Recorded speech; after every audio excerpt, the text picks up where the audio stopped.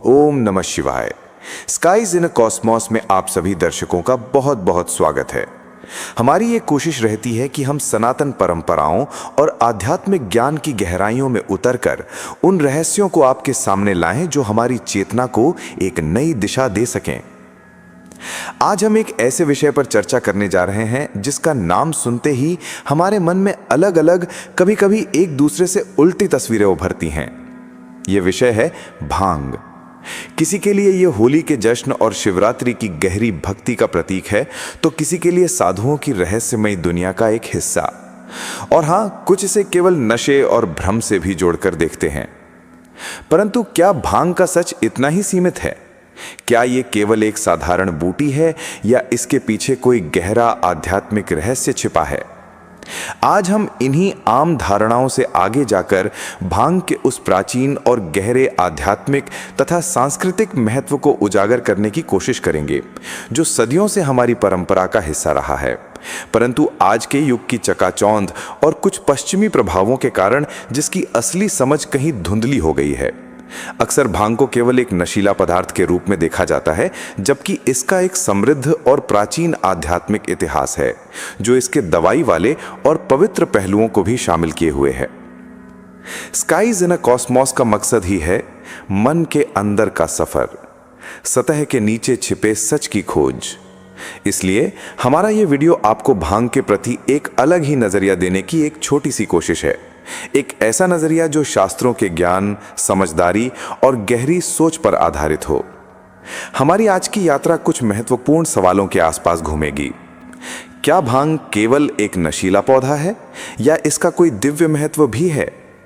वेदों और पुराणों में इसका क्या वर्णन मिलता है?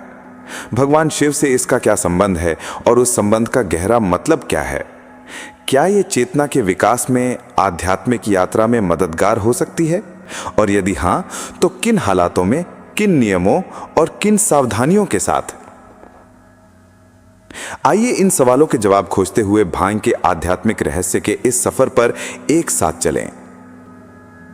भांग का जिक्र हमारे सबसे पुराने ग्रंथों में मिलता है, जो इसके प्रति हमारे पूर्वजों के नजरिए को दिखाता है। यह केवल एक पौधा नहीं, बल्कि उससे कहीं ज्यादा महत्वपूर्ण था। 4 वेदों में, खासतौर पर अथर्ववेद में, भांग को बहुत महत्वपूर्ण जगह दी गई है। इसे उन 5 पवित्र पौधों में से एक माना गया है जो चिंता और डर से छुटकारा दिलाते हैं। अथर्ववेद में, जैसे कि कांड 11, सूक्त 6, मंत्र 15 में इसे भंग नाम से कहा गया है और इसकी गिनती सोम, जौ, यवा घास जैसे पवित्र पौधों के साथ की गई है। इसे आनंददायिनी, विजया और मुक्तिदायिनी जैसे विशेषण भी दिए गए हैं। यह साफ करता है कि वैदिक ऋषि इसे सिर्फ एक पौधे के रूप में नहीं, बल्कि एक दिव्य शक्ति, दवा और आध्यात्मिक तरक्की में मददगार तत्व के रूप में देखते थे। विजया नाम अपने आप में कई मतलब समेटे हुए है। ये रोगों पर जीत हो सकती है, दुश्मनों पर जीत, जैसा कि कुछ जिक्र में योद्धाओं द्वारा इसके सेवन का उल्लेख है, या फिर अपनी ही अंदर की बुराइयों और डर पर जीत। पुराणों में भांग की उत्पत्ति से जुड़ी कई रोचक और प्रतीकात्मक कहानियां मिलती हैं, जो इसके दिव्य महत्व को और भी मजबूत करती हैं। सबसे मशहूर कहानी समुद्र मंथन से जुड़ी है। जब देवताओं और असुरों ने अमृत पाने के लिए क्षीर सागर का मंथन किया, तो अमृत से पहले हलाहल नामक बहुत खतरनाक जहर निकला, जिसकी लपटों से पूरी दुनिया जलने लगी। तब दुनिया की भलाई के लिए भगवान शिव ने उस पूरे जहर को पी लिया और उसे अपने गले में रोक लिया, जिससे वे नीलकंठ कहलाए। इस जहर की तेज गर्मी से भगवान शिव का शरीर तपने लगा। उनकी इस तकलीफ को कम करने के लिए देवताओं ने उन्हें कई ठंडी चीजें चढ़ाईं, जिनमें भांग भी एक खास दवा थी।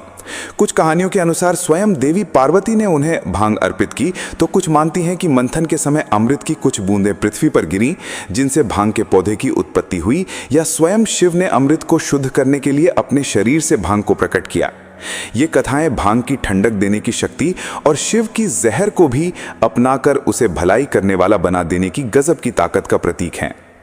एक अन्य कथा के अनुसार एक बार भगवान शिव किसी पारिवारिक मामले के कारण परेशान होकर अकेले रहने के लिए वनों में चले गए। थकान और धूप से परेशान होकर वे एक अनजान पौधे की छाया में आराम करने लगे।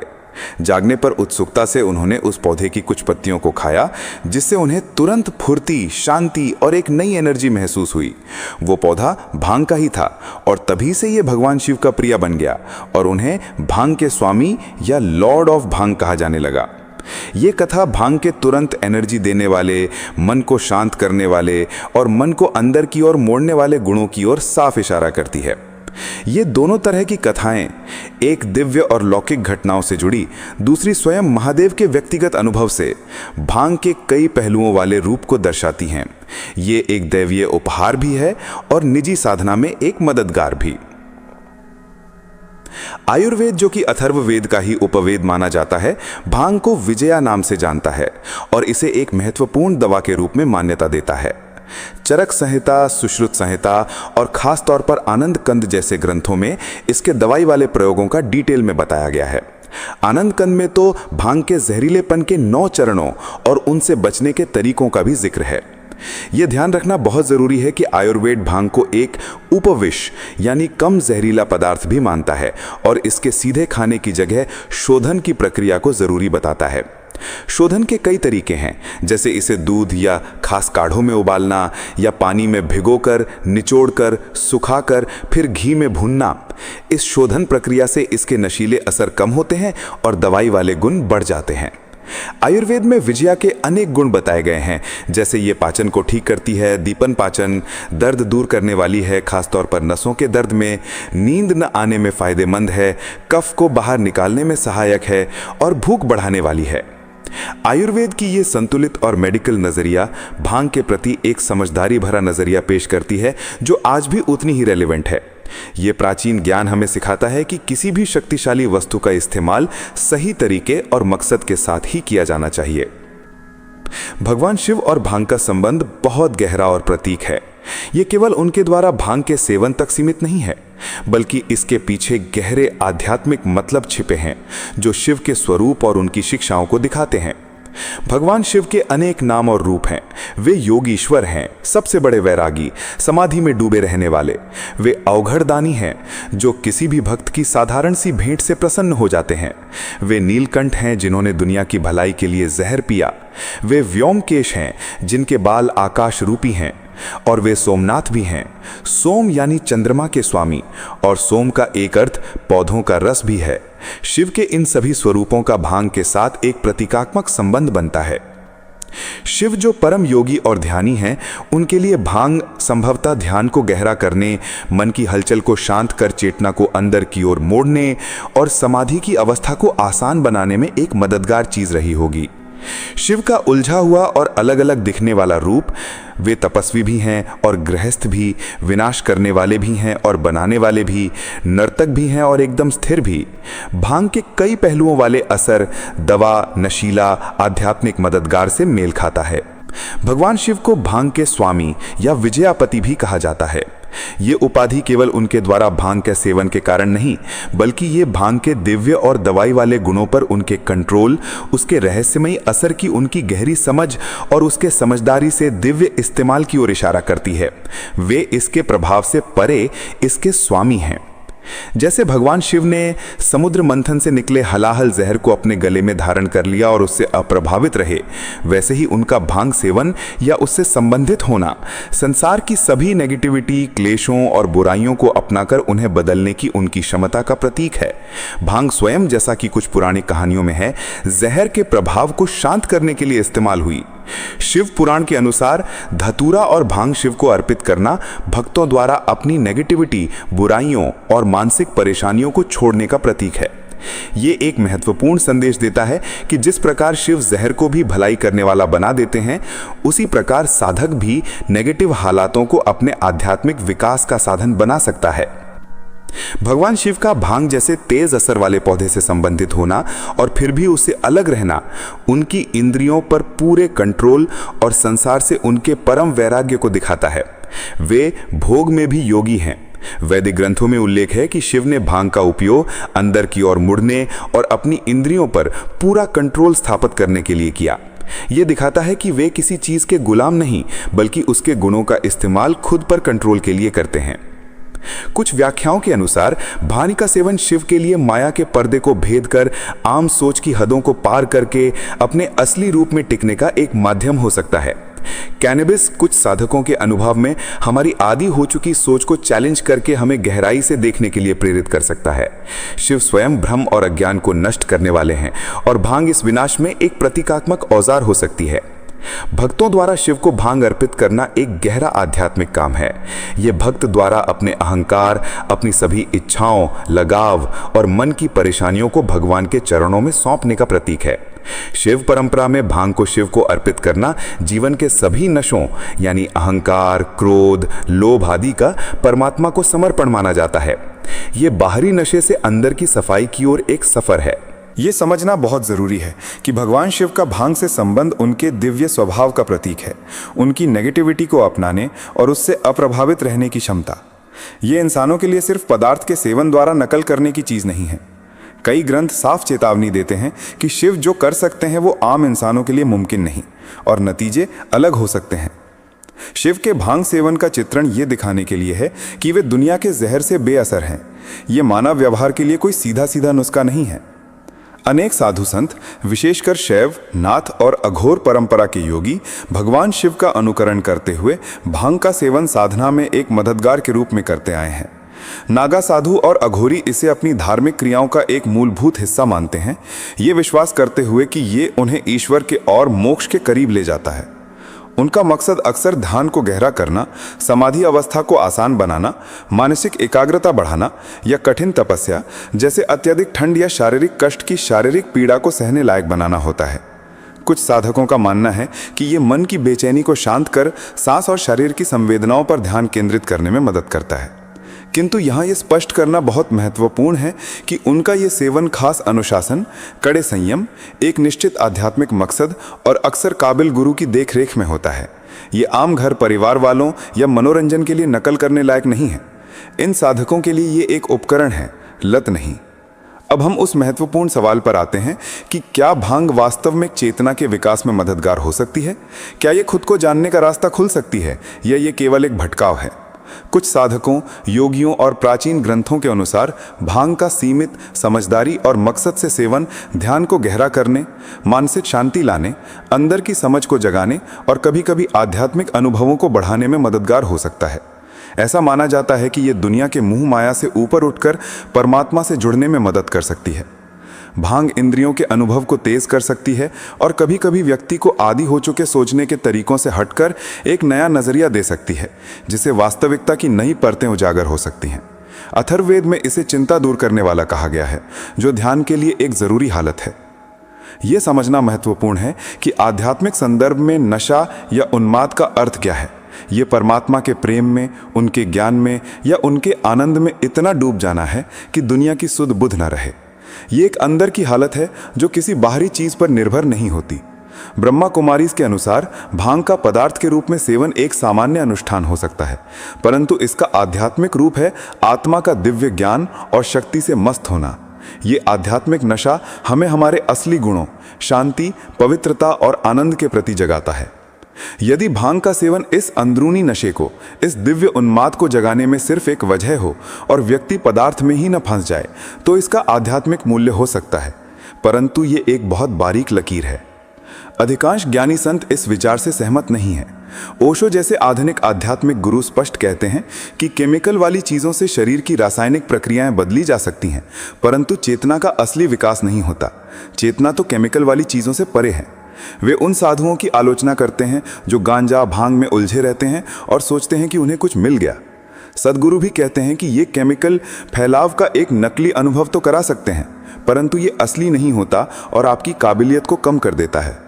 यदि भांग को आध्यात्मिक उपकरण के रूप में देखना भी हो, तो ये केवल अत्यंत अनुशासित, संयमित, आध्यात्मिक रूप से परिपक्व व्यक्ति के लिए और काबिल गुरु की सीधी देखरेख में ही संभव है। एक YouTube वीडियो का सारांश सवाल करता है, क्या आप वो अनुशासन और समझदारी रखते हैं जिससे इस पौधरी को औजार की तरह इस्तेमाल कर सकें, ना कि नशे की लत में पड़ जाएं? इसे आग की तरह कहा गया है। सही इस्तेमाल तपाएगा, गलत इस्तेमाल जला देगा। ये तैयारी और काबिलियत का सवाल है। बिना समझदारी, मकसद और अनुशासन के भांग का सेवन केवल नशा है जो शारीरिक, मानसिक और आध्यात्मिक गिरावट की वजह बन सकता है। ये भ्रम और चक्कर जैसे बुरे असर भी पैदा कर सकता है। भगवान शिव की भक्ति का सार उनके गुणों, त्याग, वैराग्य, दया, आत्मनियंत्रण और जहर को भी पचा जाने की क्षमता को अपनी जिंदगी में अपनाने की कोशिश करने में है, न कि केवल उनके नाम पर नशीली चीजों का सेवन करने में। यदि कोई शिव के नाम पर इसका सेवन करता है तो उसे शिव के पॉजिटिव गुणों को भी अपनाना चाहिए। सनातन धर्म सामान्यतः नशीली चीजों के सेवन को रोकता है क्योंकि ये अहिंसा यानी शरीर को हानि पहुंचाने और कर्म यानी फैसले लेने की क्षमता पर असर डालने वाले सिद्धांतों के खिलाफ जा सकता है। मनुस्मृति जैसे ग्रंथ शराब पीने से साफ मना करते हैं। हालांकि भांग के मामले में स्थिति थोड़ी उलझी हुई है। इसके गहरे धार्मिक, सांस्कृतिक और पारंपरिक संदर्भों के कारण इसे पूरी तरह से मना नहीं किया गया, विशेषकर इसके पत्तों के पारंपरिक उपयोग को। भारत में narcotic drugs and psychotropic substances act 1985 के तहत कैनबिस के फल और राजल यानी चरस और गांजा बैन है, परंतु भांग यानी पत्तियों से निर्मित को अक्सर इस परिभाषा से बाहर रखा गया है, जिससे इसका पारंपरिक सेवन चलता आ रहा है। ये कानूनी कन्फ्यूजन स्वयं इसके गहरे सांस्कृतिक जुड़ाव को दर्शाती है। अलग अलग हिंदू संप्रदायों में भी भांग के प्रति नजरिया अलग अलग हो सकता है।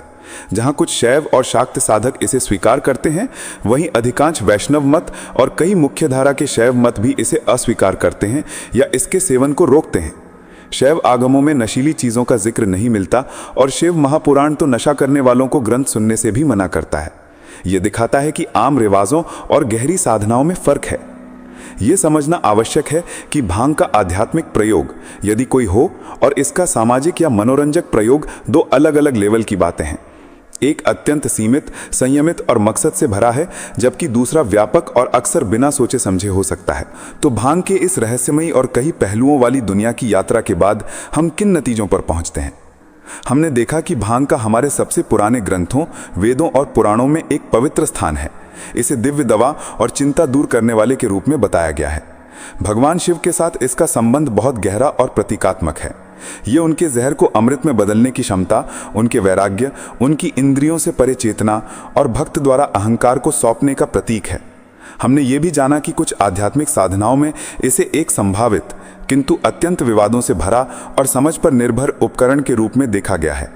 और सबसे महत्वपूर्ण बात, हमने आध्यात्मिक उन्माद और दुनियावी नशे के बीच के बारीक लेकिन जरूरी फर्क को समझने की कोशिश की। भांग को केवल अच्छा या बुरा, पवित्र या अपवित्र के छोटे दायरों में बांटना इसके असली रूप के साथ न्याय नहीं करेगा। ये एक मल्टीफेसेटेड पौधा है, ये दवा है, ये अलग अलग संस्कृतियों में एक प्रतीक है और कुछ बहुत ही खास, नियंत्रित और अनुशासित हालातों में ये गहरे आध्यात्मिक अनुभव के लिए एक उपकरण भी हो सकती है। परंतु इसकी शक्ति ही इसकी सबसे बड़ी चुनौती भी है। इसके असली रहस्य को समझने की कुंजी इसके बाहर से लेने की मात्रा या तरीके में नहीं, बल्कि साधक के मन की पवित्रता, उसकी समझदारी, उसके मकसद की पवित्रता और उसकी आध्यात्मिक तैयारी में छिपी है। चीज अपने आप में न्यूट्रल है, उसका प्रभाव उपयोग करने वाले की चेतना और इरादे पर निर्भर करता है। जो आध्यात्मिक रूप से उन्नत और अनुशासित हैं, उनके लिए ये एक अलग मतलब रख सकती है, जबकि जो तैयार नहीं है, उनके लिए ये केवल भटकाव और गिरावट की वजह बन सकती है। हमारी सनातन परंपरा हमें यही सिखाती है कि आत्मज्ञान और ईश्वर के अनुभव का असली रास्ता किसी बाहरी चीज पर निर्भर होने में नहीं, बल्कि ध्यान, भक्ति, ज्ञान और कर्म योग जैसे हमेशा रहने वाले अंदरूनी तरीकों को अपनाने में है। ये रास्ते हमें हमेशा रहने वाली शांति और खुशी की ओर ले जाते हैं, न कि थोड़ी देर रहने वाले और नकली अनुभवों की ओर। भांग जैसे विषयों पर खोज जानकारी बढ़ाने वाली हो सकती है। ये हमें हमारी परंपराओं की उलझनों और अलग अलग रूपों को समझने में मदद कर सकता है, परंतु ये खोज ही अपने आप में एक साधना बन जाए तो सबसे अच्छा है। हम ऊपरी सोच से गहरे बारीक सच की ओर बढ़ें, प्राचीन ज्ञान और आज के समय की समझ दोनों का सहारा लें। हम स्काइज इनर कॉस्मस के माध्यम से आपसे यही गुजारिश करते हैं कि आप समझदारी से काम लें, किसी भी मार्ग पर चलने से पहले गहरी रिसर्च करें, खुद से सवाल जवाब करें और यदि आवश्यक हो तो सही गाइडेंस लें। जैसा कि एक आध्यात्मिक चिंतन में सवाल उठाया गया था, क्या आप उस साधक की तरह हैं जो बाहरी चीजों को छोड़कर आखिर में अपनी आत्मा से जुड़ता है? आखिरी मंजिल तो आत्मा का परमात्मा से मिलना ही है और उसके लिए सबसे भरोसेमंद रास्ता मन के अंदर का सफर ही है। यदि भांग के आध्यात्मिक रहस्यों पर हमारी ये प्रस्तुति आपको जानकारी देने वाली और प्रेरणा देने वाली लगी हो, यदि इसने आपको सोचने की एक नई दिशा दी हो, तो कृपया इस वीडियो को लाइक करें, अपने मित्रों और परिवारजनों के साथ शेयर करें और स्काइज इनर कॉस्मस चैनल को सब्सक्राइब करना ना भूलें, ताकि ऐसे ही गहरे आध्यात्मिक विषयों पर हमारे आने वाले वीडियोस आप तक बिना किसी रुकावट के पहुंच सकें। आपके मन में इस विषय से संबंधित कोई भी विचार या प्रश्न हो तो उन्हें नीचे कमेंट सेक्शन में जरूर शेयर करें। हमें आपके कमेंट्स का इंतजार रहेगा। अगले एपिसोड में एक और रहस्यमय विषय के साथ फिर हाजिर होंगे। तब तक के लिए इजाजत दीजिए।